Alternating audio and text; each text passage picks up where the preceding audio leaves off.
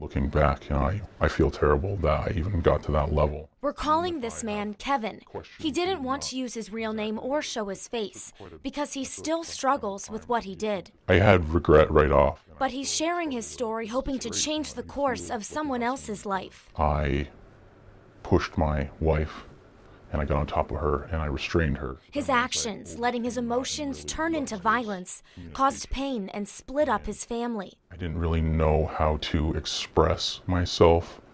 I would just kind of get frustrated, and then the only thing I really knew what to do from there was to get violent. He was charged with domestic assault and court-ordered to take an accountability class. All of us there know what we've done wrong, and we want to be better partners and better role models for our children. At the end of last year, almost 500 domestic violence offenders were in jail in Vermont, and another 1,200 were under community supervision.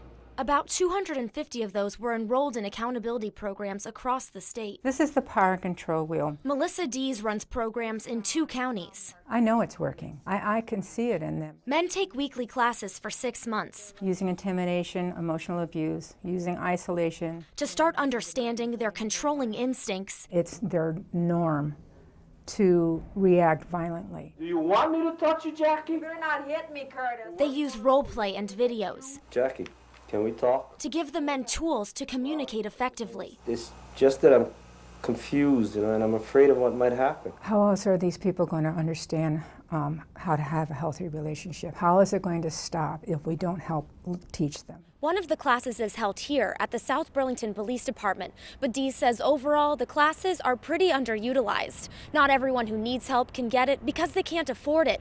She says she'd like some money from the state to help with that. We're the culture, we're the ones that are creating this, and that we can choose not to accept it. We can choose to make the difference. She says boys are raised to be strong and not show or even identify feelings. She believes changing this culture will break the cycle. So that these men are not teaching their little boys to do the same thing. And that's just how I was raised. Kevin saw domestic violence growing up.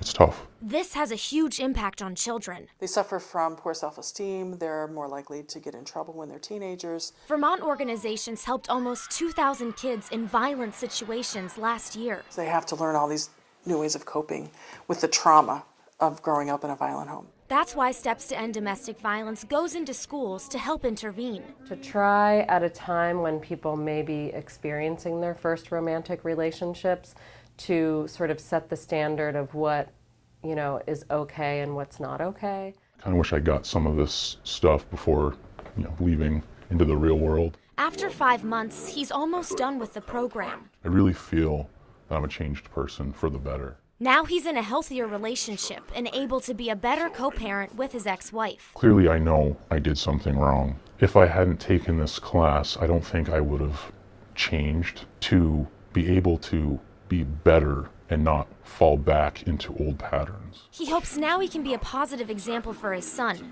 breaking the cycle. In Colchester, Abby Isaacs, NBC5 News.